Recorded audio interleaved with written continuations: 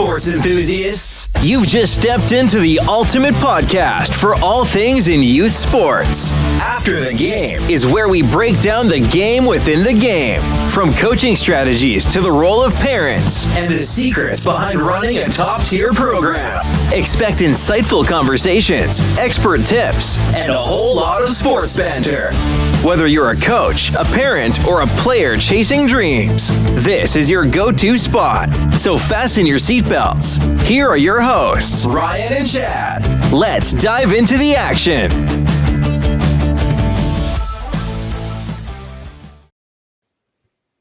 Hello, everyone. Welcome to After the Game. And tonight's guests are Rob and his son, Royce. How you guys doing? Good. How you doing? Not too bad. Royce, how about you? Can you hear me? Yeah, doing pretty good. Good. So I understand you guys are a wrestling family or a very athletic family? Yep. We've been, boys have been wrestling. Royce started in pre-K, got his older brother started in kindergarten, and then now his youngest one started at 7 years old. So yeah, been doing it for a while. Oh, wow. And where does that come from? Does that come from, mom and dad? I mean, are you guys, I understand you guys were athletes too? Yep. Both, my wife and I both were in sports all through growing up. But wrestling wasn't an avenue we first picked. Royce's brother came home when we lived in Ohio with a pamphlet to start wrestling and said he wanted to wrestle. And I think they both thought it was that WWF style at the time. It's been history ever since. They've ran with it and been very successful. So what sports did you and your wife play? I wrestled. I played basketball, football, track. I did powerlifting in high school, so I did a little bit of everything. My wife was a big soccer player, and she did track. Wow. So that certainly have had some impact on you guys as far as, hey, we played sports, we managed it, we did well with it. We'd like to see our kids do the same. Yeah. Yep. I coached them almost every sport they played. I also played baseball back in the day as well. But their first sport they did was soccer, and then it was baseball, and then wrestling. And I coached them almost their entire life. So it was kind of a weird to sit back once they got to high school and then let the other coaches take it from there. Yeah. I did coach their travel summer league teams. So I kind of got to coach a little that aspect, but sat in the stands. I got to be a parent. It was kind of fun from there. But if you ask them, they probably said I was still a coach because they could hear me from the stands. I was just going to ask, how do you restrain yourself? Because I could only imagine that you want to make calls. You want to tell them, hey, do this. Hey, no, coach, you're doing it wrong. This is what you should do. Put him in, I was loud. They could hear me. I'm sure Royce will tell you that. Oh, yeah. He was always front row and made sure that everyone could hear him pretty much. But never any disputes, though, right? You and the coach always saw eye to eye? Oh, yeah. I had game plans going in, so it was good. No, I mean, we were very fortunate for the wrestling side of it to have a coach that was a great coach on the mat, off the mat, teaching them more than just sports, to be a great young man in life and respect everything and put grades first. And I mean, we were very fortunate to have a high school coach that was that way for them, for sure. Wow, that's fantastic. That opens up a whole nother line of questioning, because you brought up grades first. How did you manage that during wrestling season? How did you manage academics and the sport? Royce, I'll let you take that one. Yeah. Oh, yeah. I mean, just like growing up, I guess when I was younger, it was just always grades first, and it just kind of developed like along the years. It was always like you're getting good grades, and then when you are getting good grades, like you can go out, go to practices and go to all these like tournaments and stuff. It was just developed at a young age, and you just kind of do it, I guess, if that makes sense. Yeah. So you're pretty well molded and accustomed to that. They're like, hey, I've got this balance figured out. Because personally for me, so I wrestled, not extensively. In fact, for one, so my hat's off to you, buddy. I couldn't balance the academics and the sport. I struggled with it, and I ended up I quit the team regrettably. But no, that's really awesome that you're doing that. So now you're in college, right? Yeah. And where are you wrestling at? University of Wisconsin, Madison. That's right, everybody. University of Wisconsin. I love that, buddy. Love that. Go Bucky. All right. So tell me about that. What's that like for you with the balance? I mean, it's been great. And I just kind of, right when I got in, I told myself, like, I need to develop a routine, like knowing how hard of a school this is, like with academic wise. Like, I guess in high school, especially senior year, like I wasn't the biggest on like pushing myself like in like the classroom. I felt like I kind of saw myself taking the more like easier classes, and now like since I got here, I realized like the classes I'm going to take and what I want to do, like they're going to be hard, and I need to develop like a good routine. And it's just any downtime I have, like I'm going to do homework. Like there's stuff that needs to be done, and you just kind of get it done, because knowing if your grades do slip, like you're not able to compete. So that was very well said. I think the biggest takeaway from that is you are intentional and disciplined. And you knew that if you want to do better, especially down the road, post college, I would assume, right? Yeah. That you're going to have to tackle the hard stuff head on.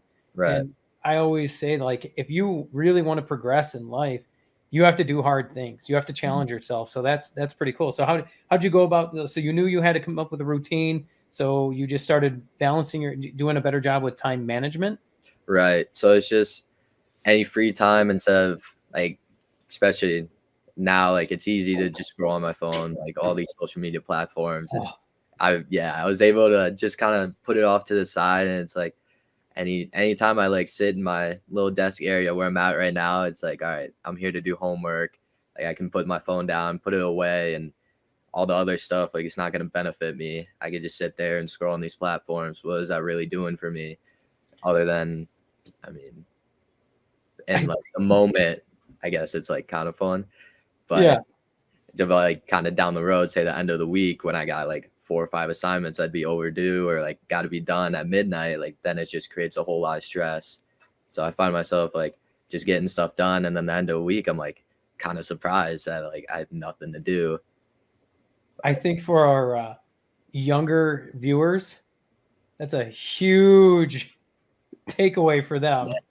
No, it's been a big thing that I've just been telling myself, like these platforms, like I was hooked. I'd say like last year, again, bringing it back to the academic wise, I was able, it was just easy. Like it was just kind of good. What's the right word? Distraction, I guess. Yeah. And chasing that dopamine hit. Right. Falling that endless, what I call it, the scroll of death. You just endless. It's like purgatory, man. It just never ends. Keep scrolling. Keep scrolling. Yep. Yeah. I'll toss my phone to the other side of the room. I just know I can't have it in my sight. Okay. No, that's fair. And I think you should do that. I mean, especially if you knowing that it's only going to be a hindrance, not a benefit, toss that sucker across the room. I mean, something that I had to start with, I just set timers on my phone, to be honest. I've set 10-minute timers, and then I'd like throw it off to the side, do homework 10 minutes, once I'm up, like I can check, and then it just kind of developed to where I don't value it as much, like I valued like getting homework done for myself, because I know, I mean, I have to get it done.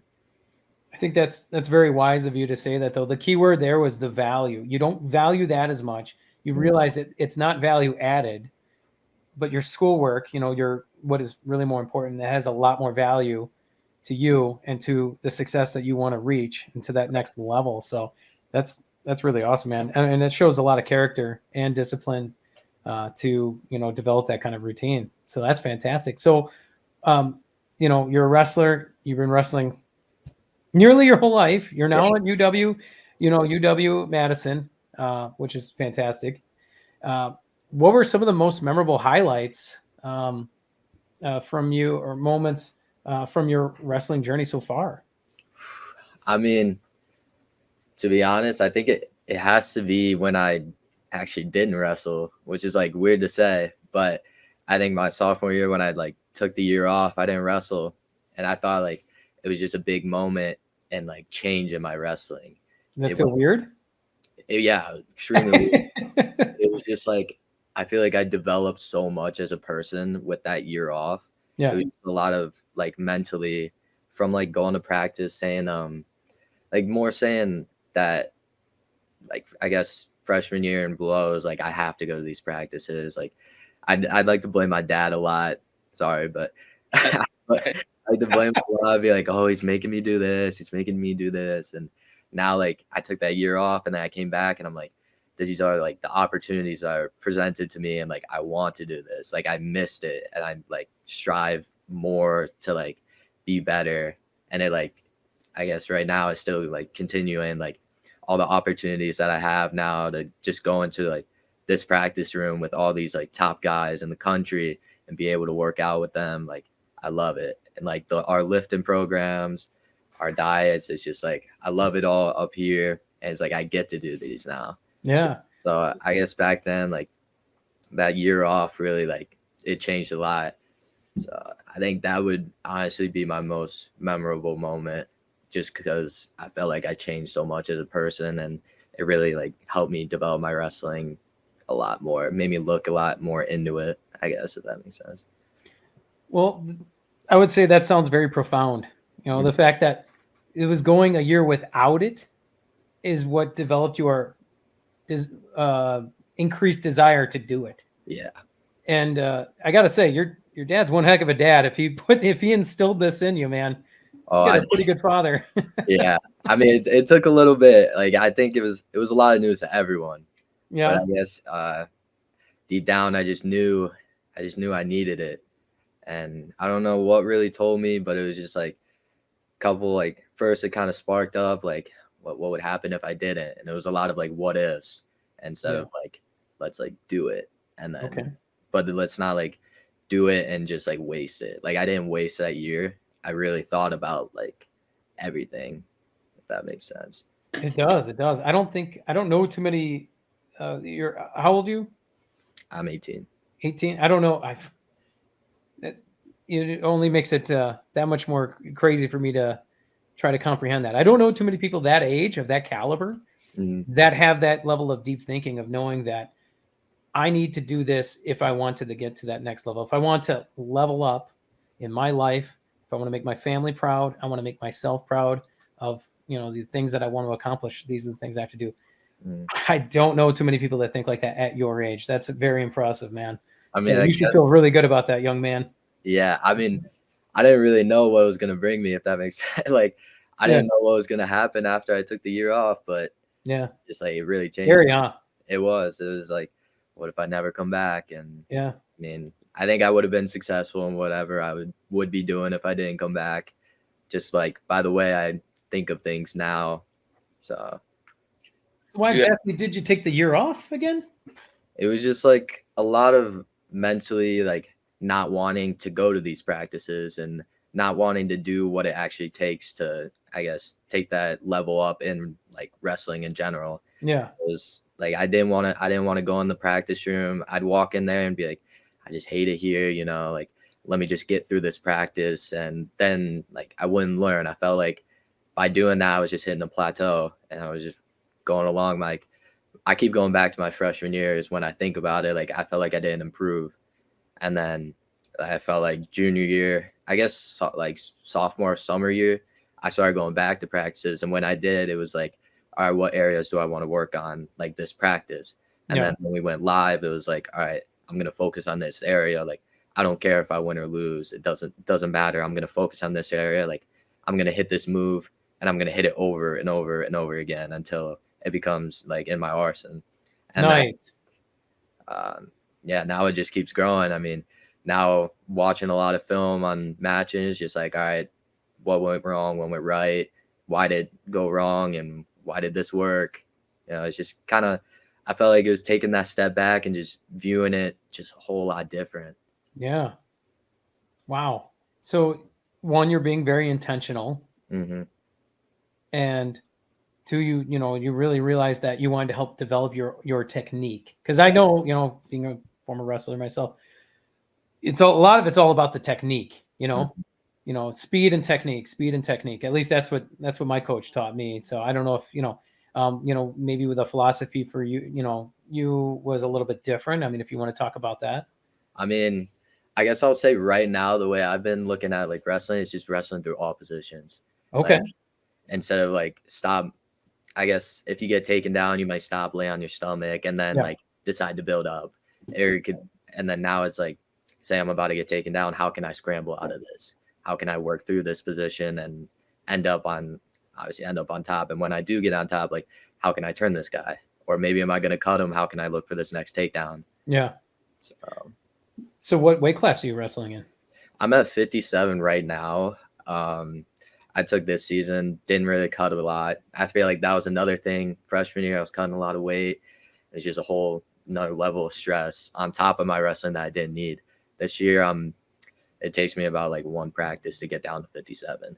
And I've just been putting on muscle and just trying to develop this college wrestling. Yeah. Let's talk about your fitness regimen. What are you typically doing? Like daily schedule? Yeah, what's your daily, it's always daily schedule. What's the dieting like? All these are, these are disciplines, man. It takes a lot of discipline to do that and to stay consistent with that. Consistency is huge. Yeah, it's back to that routine. I feel like I developed a pretty good one, but our practices, I guess now since we're in the Big Ten season, we get our Mondays off, but it used to be we're on in the room like on the mat 8:30s Monday, Tuesday, and then we used to have runs at 2:30 on Monday, straight into lift at 3, and then lifting Tuesday. Wednesday would be off, like our recovery day. So I'd go in and I hit hot tub, cold tub, steam room, just kind of get the body feeling good. And then usually Wednesday night, I'll go back in, just always hitting like 2 workouts a day. I feel like really helps. And it could be something as small as like just biking or running on the treadmill and then hitting stair stepper. I love that Stairmaster. I don't know why. I love it. So I'm always hitting that. And then Thursdays back on the mat 8:30, and then lift at 3. And then just kind of like our weight cuts Friday, Saturday, and then usually competing either Saturday, Sunday. Nice. For me, obviously, I'm older. Wrestling's not my thing anymore. But I did serve in the military, so I mean, I can still grapple. Yeah. I'm a runner. I do love the treadmill. Okay. I love the treadmill and I love running outside. I'm actually running my first full marathon this summer. I usually run like 2 halves in a summer and then like some 10Ks in there. So, I mean, is there you do a fair amount of cardio? Oh, a lot. I mean, practices too. I mean, they always tell us like end of practice, don't be like sitting around. Like, I feel like a lot of like, especially in high school, they'd be like, oh, practice is done. Get yourself, like you just kind of go home. Now it's like practice done. We do have a lot of 50 push-ups, just something as small as like 50 push-ups, 50 sit-ups, and then 50 pull-ups. It's just like that added, I guess, cardio or that added lift just really makes a difference. Nice. So we talked about your training regimen. It's all about the consistency. What's the diet like though? What are you eating? So we get meals at Camp Randall. So like right after our practices, we go down as a team, and it's a lot of chicken. It's just there's a lot of chicken down there. And, I mean, you play yourself, but I like to just get my fruits, get my veggies, and then whatever they serve down here. But it's always like a lot of chicken. Portion control? What's that? Portion control? Are you watching how much? Yeah. What that intake is? Yeah. I feel like just like I don't eat too much, like so I don't quite got to worry about it. Yeah. But obviously, like you just kind of watch like what you do put in your body, and you always think about it. And it's, I guess, with like having such hard lifts like coming up, you don't want to put that bad stuff in your body. Like you're not going to feel good for the lift. No. So I feel like that just like really tells you to just put good stuff in your body and really watch how much you are eating. Quick story. When I was graduating, so I served in the Marine Corps. Boot camp's 3 months long. Obviously, everything is meticulous in there, and your meals are all planned and all that stuff, right? You go to the chow hall, you only eat X amount of times a day. You in between me, you don't even have access to food in between those experiences. And upon graduating, I ate a hot dog for the first time in 3 months. I got so sick. Yeah, it is. Like I got like my body knew like, don't eat that. Don't eat that. That's not good.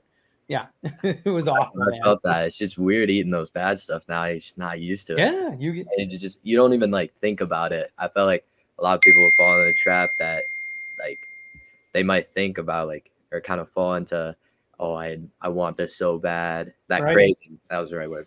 I feel I don't Craving. crave any of those anymore.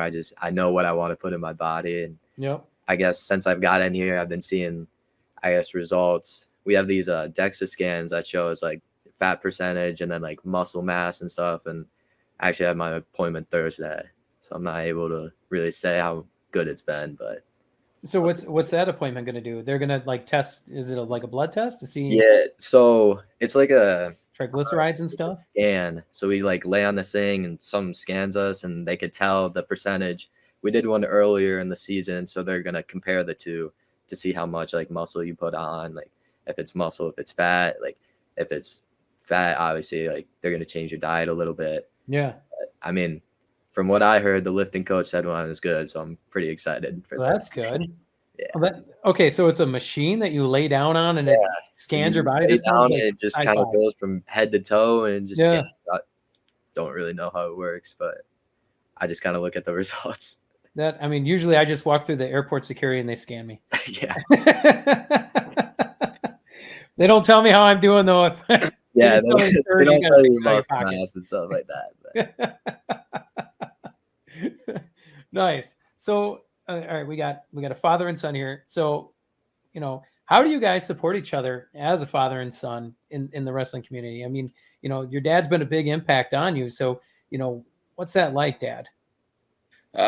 It's good. We talk a lot after the matches, obviously, if I'm in person. Win or loss, obviously loss is a little more difficult. I got to give him some time to process it in his mind and stuff. And I had to learn the hard way on that one as well. As growing up, I used to try to talk to him right away, separate from the coach and dad. It's a tough thing to do, but now we've grown together in it and give him his time. And then we talk what happened in the match, what worked.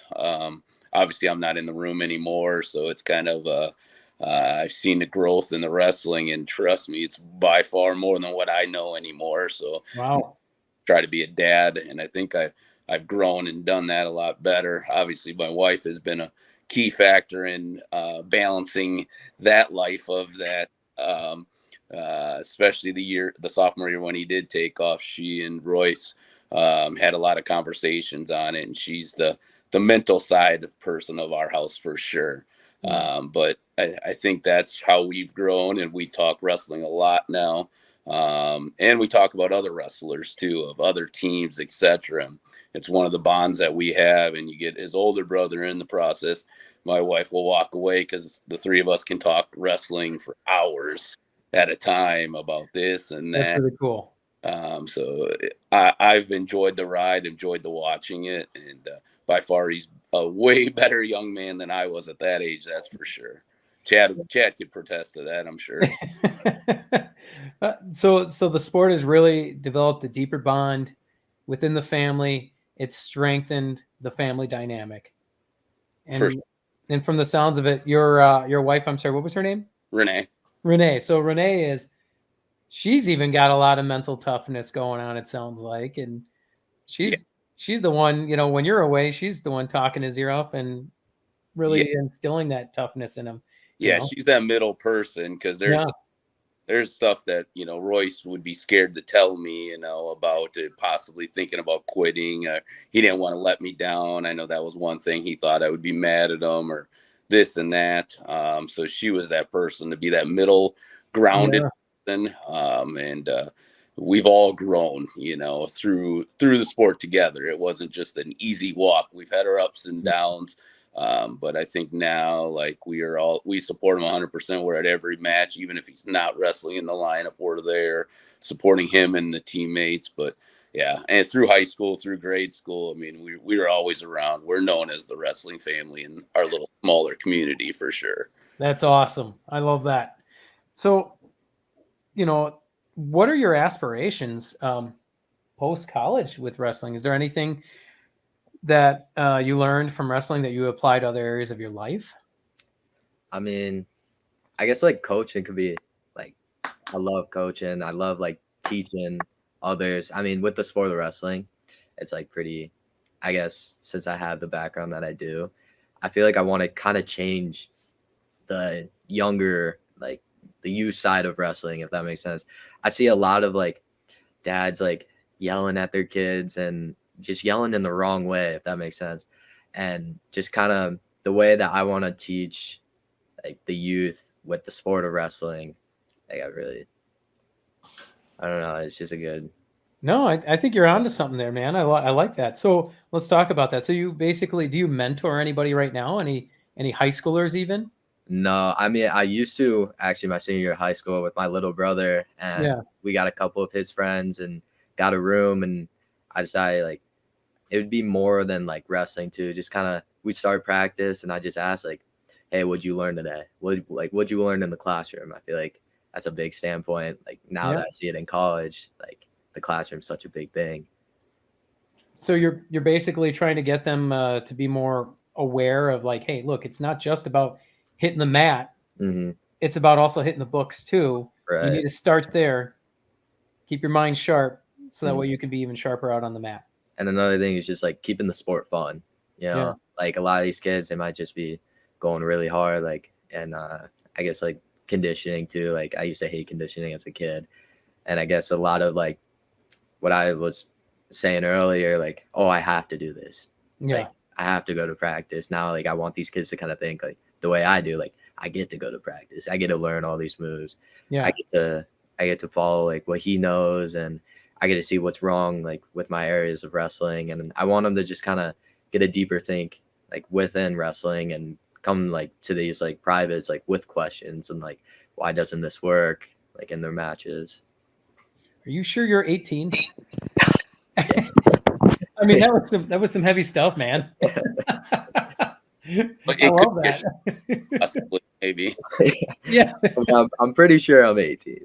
All right. I don't know. You got a Benjamin Button thing going on.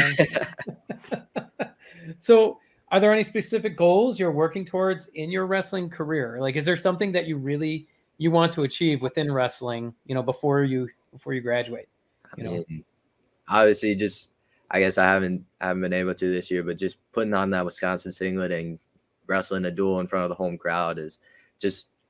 I feel like I like to have little stops within like the goals. I mean, obviously, like everyone could just say national champ, but I feel like it's good to have kind of pit stops within the goal, like within the main goal. I'd say the main goal is national champ, but first stop is making that lineup, putting on that Wisconsin singlet, wrestling in front of the home crowd, and then getting that. I always like kind of dream of getting that big win and just like looking around and seeing everyone's cheering for you. Like, Name in the marquee lights, basically. exactly, everyone strives for that moment. And That's awesome. that's the first step. You got to have dreams, man, and that's got to be. And there's nothing wrong with a dream like that. As it's not selfish at all. It's like, hey, I worked really hard my entire life towards this. That's that payout. That's that one. That's my 15 minutes of fame that I really want to aspire, where I can feel really proud of the work I put in, all the discipline and the routine that I've developed. I earned that. I earned that moment, and absolutely, you rightfully so. You did earn that moment. And I'm rooting for you, man. I hope you get that moment. I appreciate that. So what's your signature move? Do you have one? Oh, my double for sure. Double leg takedown, or what is that? Blast double, like head in the chest. Okay. Any single private I do, first thing I show. I love it so much. I think just even just watching it, like watching it on film, like, I feel like everyone should hit this, Yeah. So what's the fastest you pin someone? Oh, actually, I can't really remember. Since I got to college, pinning hasn't been too much. There's got to have been a match where I double legged the guy and stacked him right away. Like nice. So in high school. So going from high school to college, although you spent years and years and years in wrestling, do you feel that you were prepared enough for college wrestling? What was the comparison between high school and college? I feel like everyone's just strong here, and like everyone's really strong, but it's a lot of, I guess, like going back to just wrestling through positions. Like you're never out of the fight, no matter how like big, like no matter how strong you are, you're never out of the fight. Like anything can happen in the sport of wrestling, which I mean, I love it. Like you can get tossed to your back, and next thing you know, you either down 7 or you're up 7. And say you are down 7, like off the rip, like you're not out of it. Like you can still pin a guy. So I feel like I had a good understanding. My first couple of like summer practices, I did get gassed. I got gassed with those 3-minute like 3-2-2. It's a lot. Like it's a lot different. And again, I can't stop going back to these. Just keep wrestling. I feel like that's what I keep telling myself now. It's just like instead of just having these bursts, it's just kind of think about what you're doing and just wrestle through everything. You're never out of the fight. Mm-hmm. That is good. I like that. Honestly, that reminds me so much of serving in the Marine Corps, man. I mean, that's awesome. So talk to me about any pre-meet or pre-match rituals or anything you have. I like to stay calm.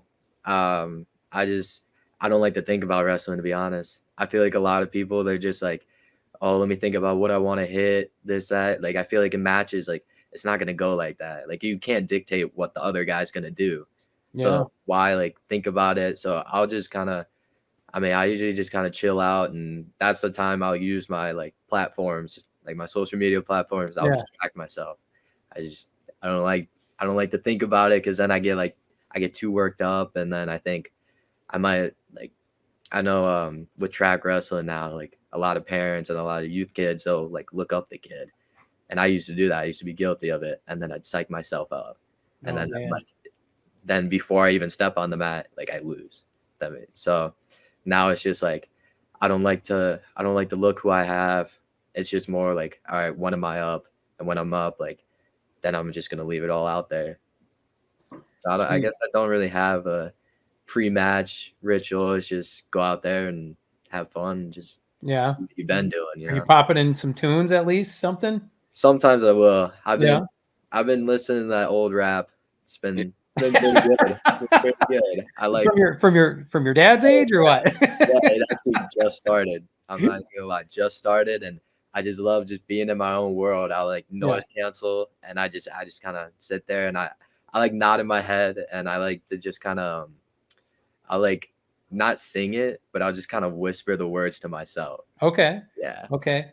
So are we at the age now where Tupac and Biggie are called classic? Yeah. I don't know. I mean, from like all the friends that I know, like everyone knows them, obviously. Yeah. But it's just like, but it's funny. I used to play that stuff on our road trips for wrestling, and they're like, "Oh, what is this stuff?" And now they're listening to it. Now they're like, "Oh, look how retro I am." Yeah, cool. Oh, that's so cool. So, how do you handle any setbacks or any challenges? Like, your dad mentioned, when you lose a match, obviously, lose a match, kind of leave you alone. What's going through your head, Royce? I guess like after a match, it's just you kind of cool down, and I think it's good to reflect off it. Obviously, like you want to think of what went right, what went wrong, and I think a good thing is just move on to the next. Like that's in the past. Like you got to leave it there, especially like those tournaments where you lose and you got a match like coming up right away. You just got to leave that behind you. You just got to move on. And I feel like I've been doing that with like a lot of like outside of wrestling too. It's like, say you might do something, you might do something bad, you might get a bad grade, like you can't really do much about it. You just got to move on. Like, yeah, what did I do wrong? Maybe I didn't study as hard.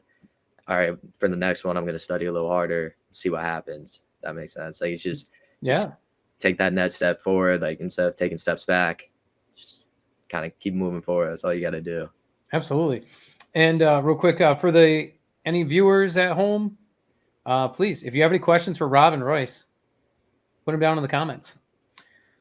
So, Royce, what do you enjoy most about wrestling, man? Like, what is it that creates this internal desire, this passion that you have for it? You said you took that year off.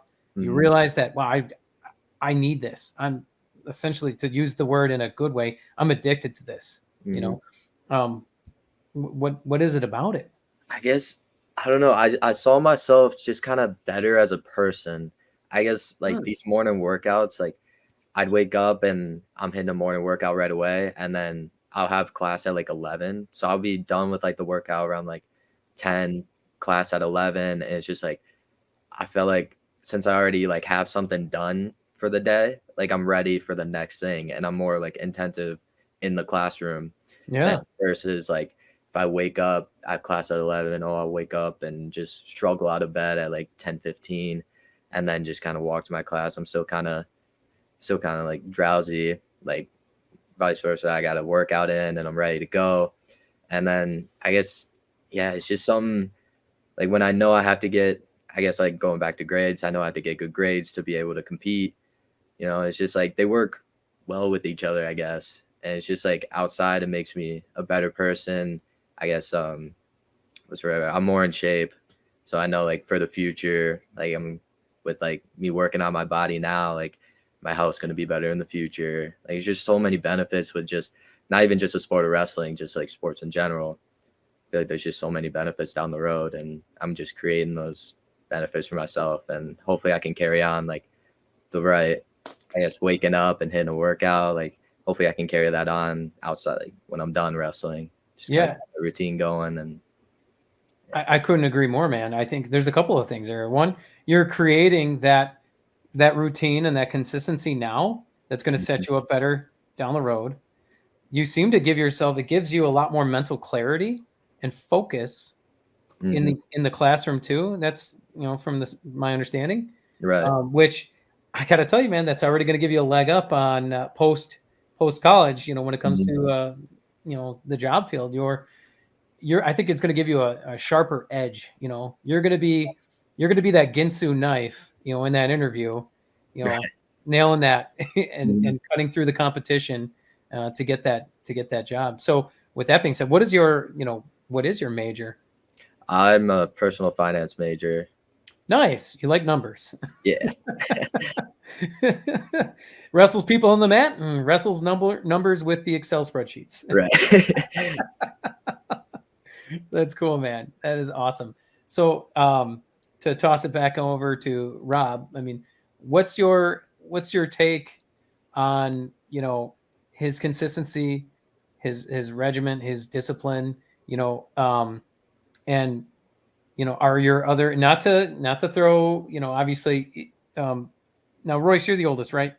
No, I'm the middle child. The middle child. So, I mean, in comparison, not a competition, I want to, note that, but has that rubbed his consistency, his discipline, has that rubbed off on some of the others?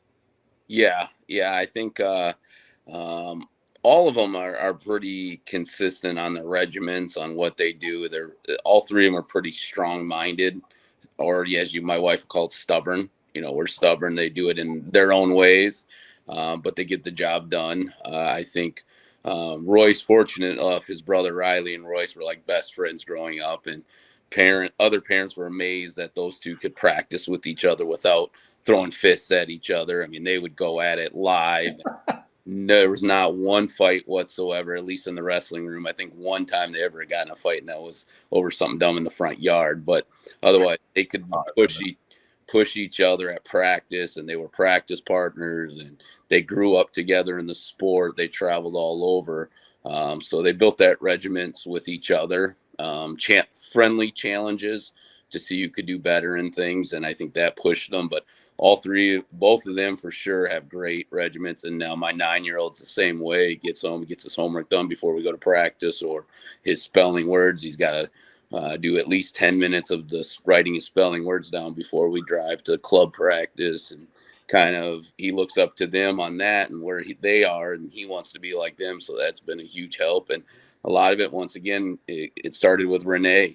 Grades were the most important to her. Sports was to me, so we had to have that balance. Yeah. And I owe a lot of that to her on the grade side, definitely. Like if I could have it, they'd be practicing 6 hours a day, right off the bus. We'd go. We used to live at the baseball diamonds back when they were playing baseball till it get dark out. But so they have that routine. They've built it themselves more than anything. And a lot of it too is my wife and I both we worked a lot of long hours, especially when Royce and Riley were growing up. So they were a daycare provider and then school. So they saw us working hard, and I mean, we'd work 5-6 days weeks. And I think that they lived off that, and they've grown even better. So I think it's all hats off to them for sure. They wanted to do it. Someone listening to that, I don't know if you guys heard about, there was a new movie that came out in the last couple of months, and it was about a wrestling family, a true story. I think it was called Iron Claw. Yeah, after the Von Erichs. Yes, yeah, that's right. That's right. I don't know. You guys kind of remind me of that. You're the dad, and you're instilling that discipline, that routine, and that hard work ethic in your kids, and that's fantastic. I think that is something right there that speaks volumes to your character and to the fact that you want to be a good role model and create children and have children that are excellent role models for fellow students to emulate and for the future generations to emulate. So, I mean, that's really huge, man. Yeah, I think all parents, we all want our kids to be better than what we were, growing up. Yeah, true.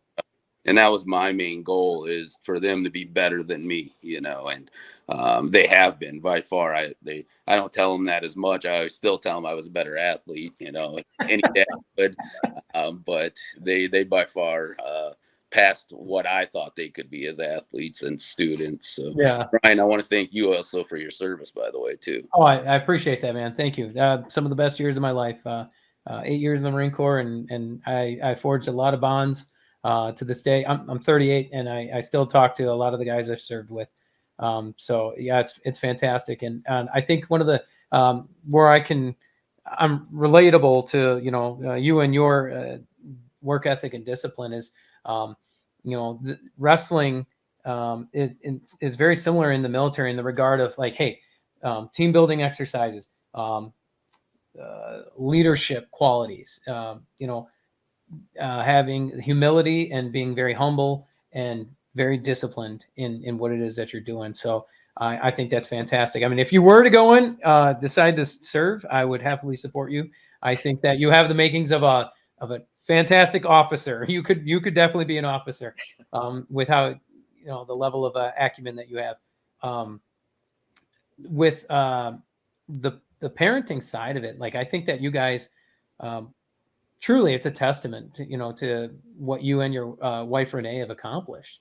I mean, all of your kids it sounds like they're all very successful, highly athletic, and I can only imagine, when they have kids and all the values that you've instilled in them and what that's going to look like. I mean, I bet you're pretty stoked to be a grandpa one day, no time soon, but at some point. Yeah, one day for sure I would love to, but it was a growth for me as well. I didn't start off probably as the best dad supporting per se. Like, I was hard on them at first. Yeah. It takes that time. You grow with your kids in sports. You get hooked into the competitive side to be the best of them.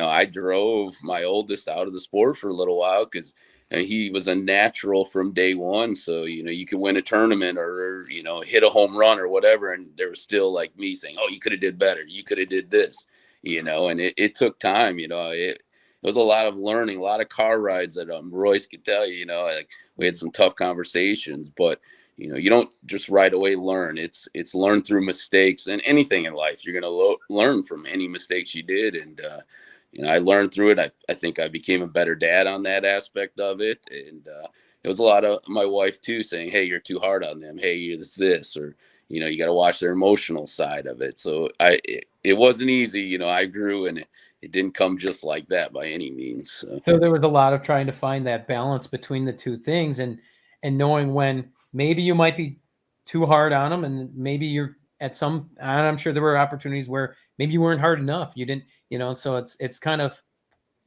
thumb in the wind and trying to find that right balance, that sweet spot of, what's the right approach to take. So, that's really cool though. And the fact that you were able to really learn, it wasn't the same thing. Cause I listened to, some of my friends and their parents, and it was being hard, and not realizing that, hey, there's also an emotional side that we need to take into consideration.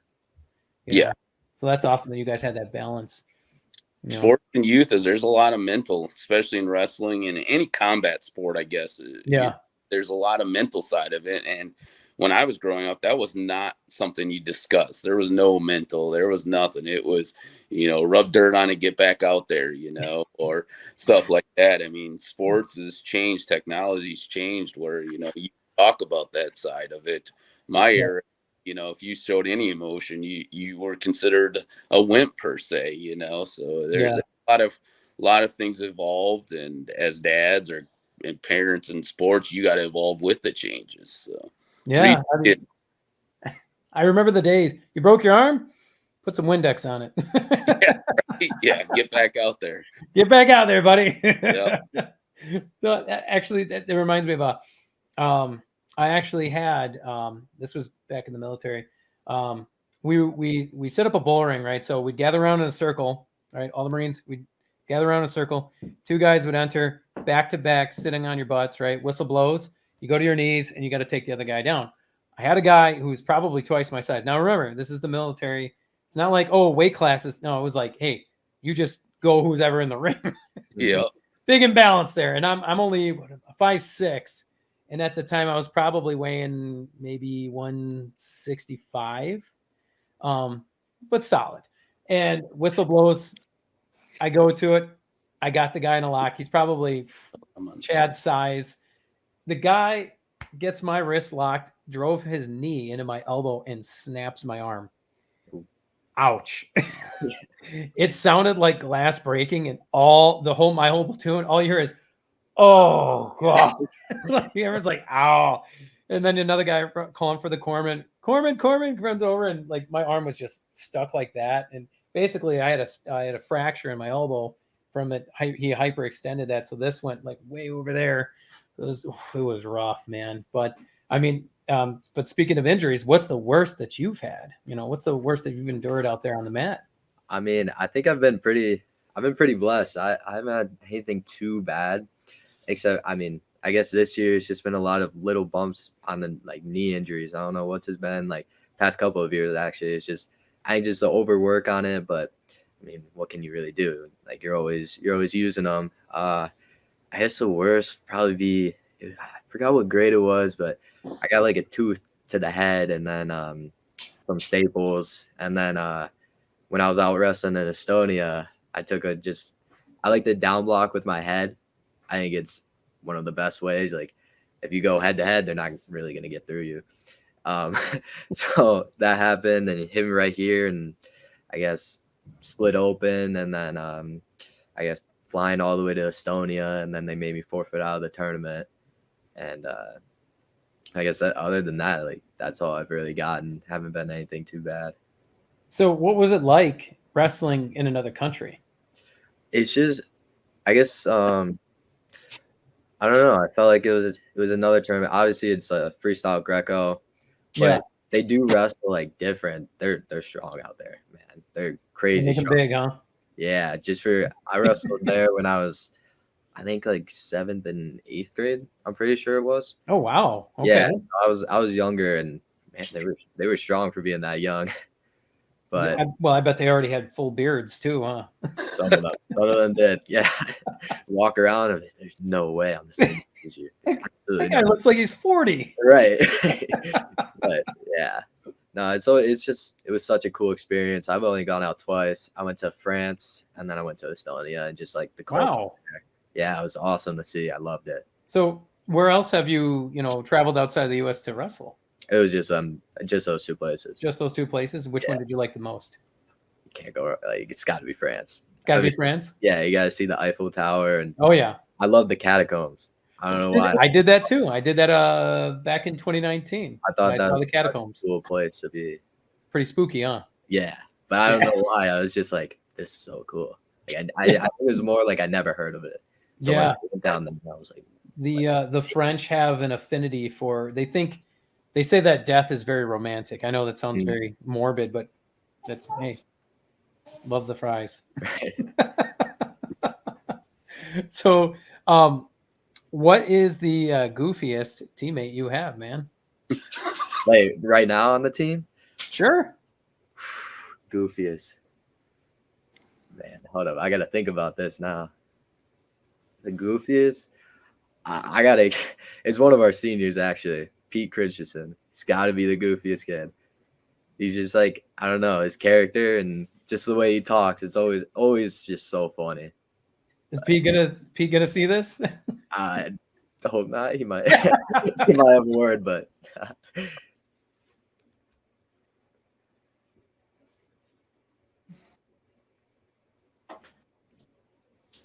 Sorry about that. Had a technical issue there. yeah. So Mike went muted for a moment. I had a guy back when I wrestled. There was another guy. I won't drop his name, but he. Oh wait, so I had to try. Every time. Oh, you're fine, buddy. But every time he got out for his match, he did this crazy like gorilla pound thing to try and to intimidate his opponent. I don't think it ever worked. I think everybody just laughed. Yeah, I think I'd be shocked. I'd probably take a step back. Like, yeah, just kind of be nothing like that, right? Yeah. No one's ever done anything like that. Yeah, I don't think I've had anything like that. Yeah. What about? I know that. What about Jolly Ranchers? Did you guys ever suck on Jolly Ranchers and spit them out? Is that still a thing? I did it one time. You did it once? I didn't think it worked, so I was like, I'm never doing this again. Yeah, we used to take day of match, like literally within like 30 minutes of a match, we literally had a thing of honey, would take shots. We'd all pass it around and take shots of honey. Shots. To get that sugar rush. Yeah. That extra burst of energy. I feel like I've been having a lot more honey this year than I ever do. I don't quite know. Before match though? Yeah, so it's a lot of peanut butter and honey, like little sandwiches and stuff. But yeah. So like you're not eating that all. It's just before matches, right? Because you don't want to screw up the diet. Mm. Gotcha. Now, post college, you said you wanted to potentially be a coach, right? Mm. But you're majoring in, you said finance, right? What do you want to do if either of those don't, pan out in the way that you want? I mean, I guess like back up. The way I've been, like, just kind of the way I live. I don't like to, I guess, plan out my future. I feel like I like to live where I am right now, and whatever like comes across. I mean, I feel like I just kind of, I don't pass up on opportunities, Yeah. Like I feel like it's a good thing to do is just not pass up on opportunities, and those opportunities are going to build off each other. And I feel like you're going to eventually like make it to where you want to be, Yeah. Don't really have a backup plan. And it's just, I'm going to just kind of keep taking that next step forward and feel like I'll be pretty good in the long run. That's the way I'm looking at it now. And if it fails me, it fails me. But oh, that's awesome, buddy. So what advice would you give any, high schoolers right now, any wrestlers, what advice would you have for them? Just have fun. I mean, everyone says it, but it really is just have fun and just kind of look differently at the ways that you might be kind of, what's the right word?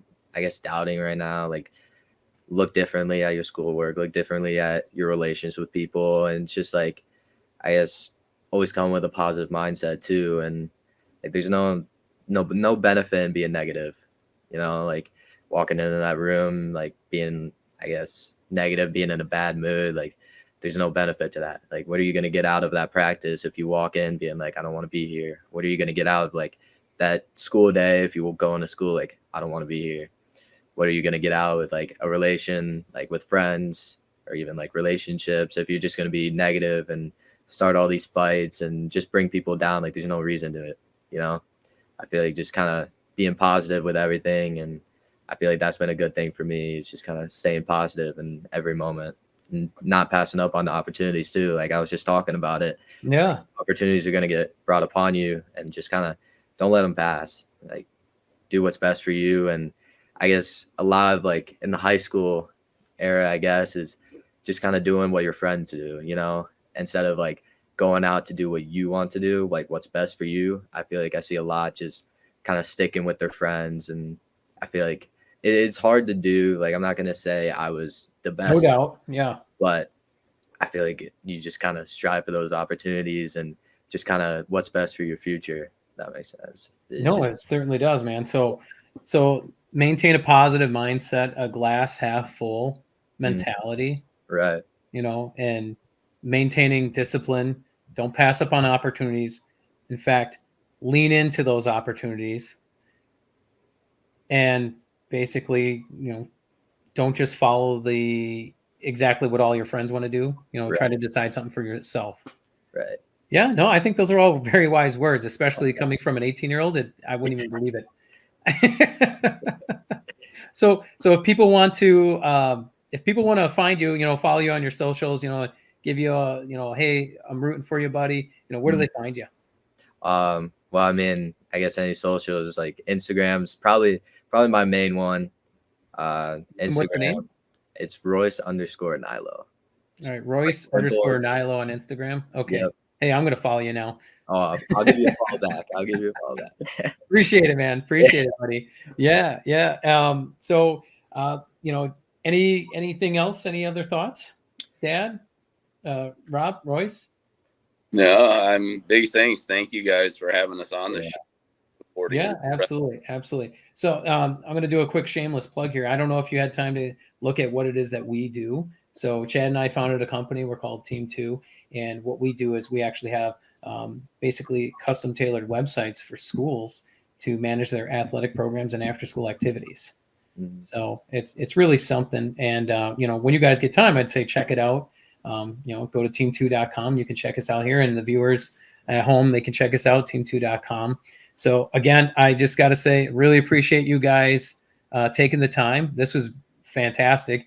I don't believe that when you say you're an 18-year-old, you sound like a wise 30-something-year-old right now. Appreciate that. You've already lived. So I think a lot of young, especially high schoolers, have a lot to gain from hearing your story, hearing how disciplined you are, hearing that if they maintain a lot of those similar values, those qualities, they can aspire to do great things. And we think we need more of that. We need more young men like you. We need more fathers like Rob. So, with that, we really appreciate having you guys on and taking the time. Thank you so much. Thanks for tuning in to After the Game. Brought to you by Team 2, your all-in-one sports website platform. Team 2, we're not just a platform, we're a part of your team too. Until next time, stay in the game.